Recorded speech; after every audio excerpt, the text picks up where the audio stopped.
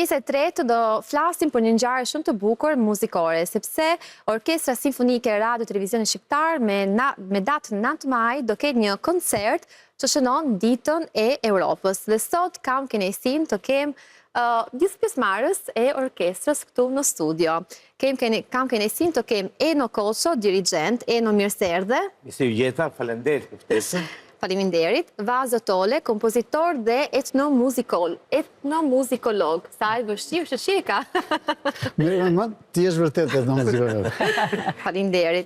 Artemida Qari, pianiste. Artemida, mirë se erdhe. Dhe Blerta Ristani, që nuk ka nevojë për prezantim. Blerta, mirë se erdhe. Faleminderit për ftesën. Më tregoni pak më shumë nga kjo eventi kaq i bukur muzikor që do shikojmë me datë 9 maj, Blerta. Koncerti datës 9 maj është koncerti në vazhdon e gjithë kalendarit artistik që ne kemi për gjatë vitit 2025-2026. Është një nga koncertet më të rëndësishme të sezonit. Enka se kemi vënë edhe në një moment, jo vetëm se pranvera sjell shumë koncerte, po edhe data është shumë e rëndësishme. Data është e rëndësishme, programi është shumë i rëndësishëm. Pra, shënon një nga pikat më kulmore të gjithë sezonit tonë. I vendosur në datën 9 maj, që është dita botërore, kemi menduar që pjesën kryesore, pjesën më të rëndësishme, ta dhe simfonia e shkruar nga etnomuzikologu Vazo Tole, kompozitor, mik i orkestrës, veprat e cilit orkestra i ka luajtur me dashuri shumë të madhe, sepse kanë brenda shumë material kombëtar, kanë vlera të jashtëzakonshme. Simfonia që luhet me datë 9 maj është premier. Dhe po punohet shumë intensivisht me maestron, me orkestrën, që të nxjerrë më të mirën e mundshme të muzikës së shkruar nga Vaso.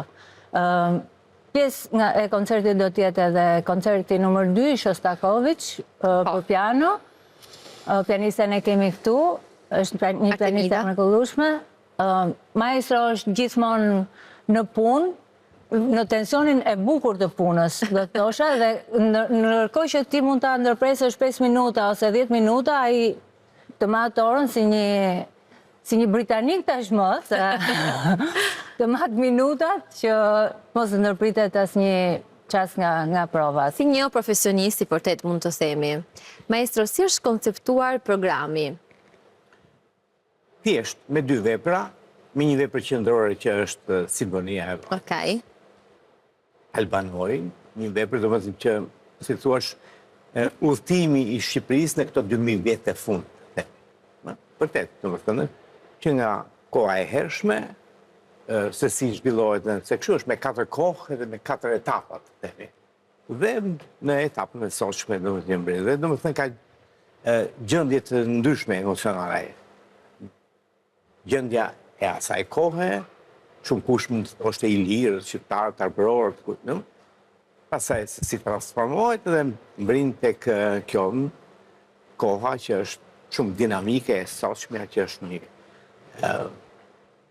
aheng, të themi, është një gjendje shpirtërore e lartësuar dhe që mua më hap shumë punë, sepse kam shumë punë për të bërë me orkestrën dhe në çdo moment me kam mendjen su zgjidhe kjo, shu zgjidhe ajo. Po fatin që kemi Blertën, kemi Vason që na mbështesin këtë punë dhe do bëjmë të mirë.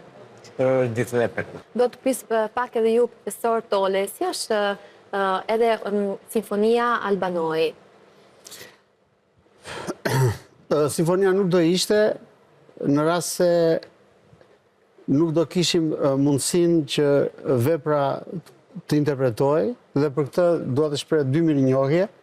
Të parën për maestro Enon, i cili prej viteve 1990 më ka qëndruar afër dhe ka qenë edhe kuptimi një mentor i promovimit të interpretimit të krijimtarisë sime muzikore në fushën e muzikës simfonike dhe sigurisht dhe Orkestrën Simfonike të Radio Televizionit Publik Shqiptar, në këtë rast i drejtohem Blertës si drejtore artistike, një aset kombëtar në fushën e interpretimit muzikor. Biles këtë gjë patëm rastin ta theksonim edhe sot.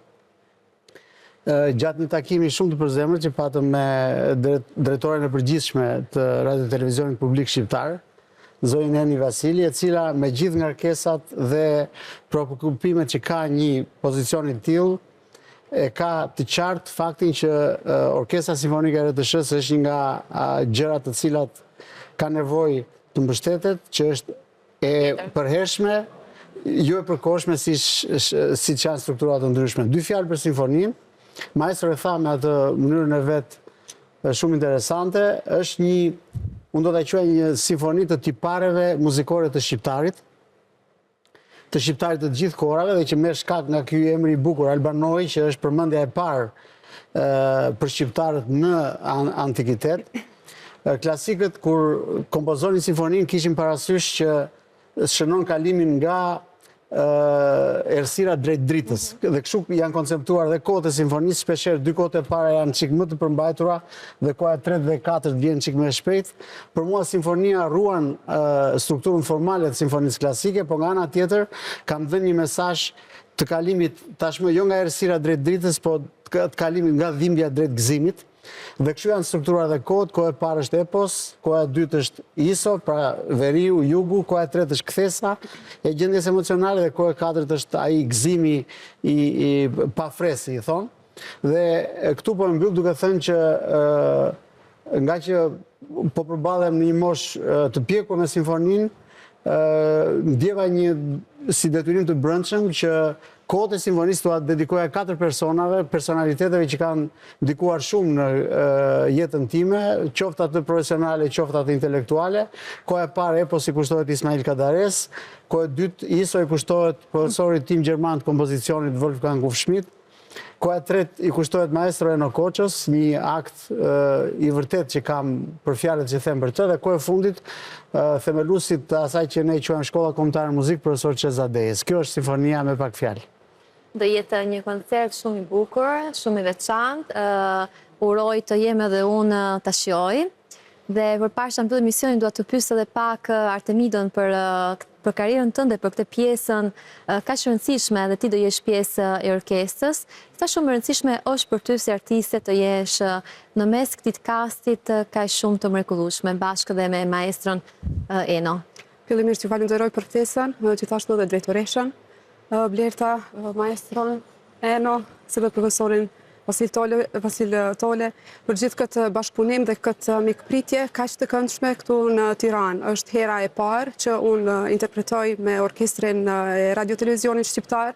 Themi fizikisht jam për herë të parë në skenë me këtë orkestër, ndërsa shpirtërisht jam e lidhur qysh kur kam filluar, do të thënë, hapat e mi në muzikë. Ndonë se kishim atë kohë paksa të vështirë të kishim qasje në televizionin shqiptar.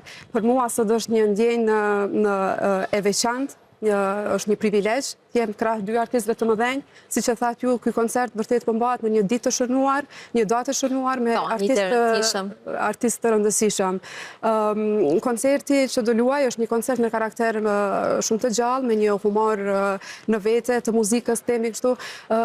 Karakterizohet shumë edhe për kohën e dytë, e cila ndryshon shumë për nga stilit, themi, karakteri i këtij koncerti në përgjithësi, ku vënë pak më tepër ndjeshmërinë e thellë të shpirtit të artistit, përderisa koha e parë dhe e tretë e koncertit vënë pak më tepër aftësinë, themi kështu, të interpretative apo teknike të instrumentistit.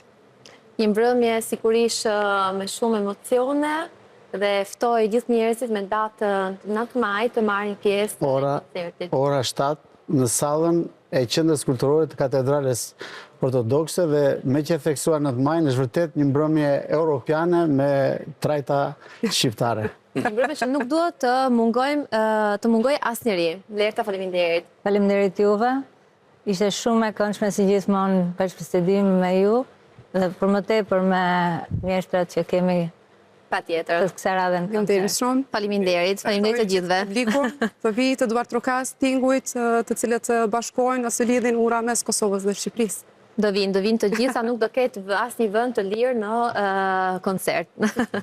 Faleminderit që na ndoqët gjithmonë me shumë dashuri dhe bashkë shihemi nesër. Mirupafshim.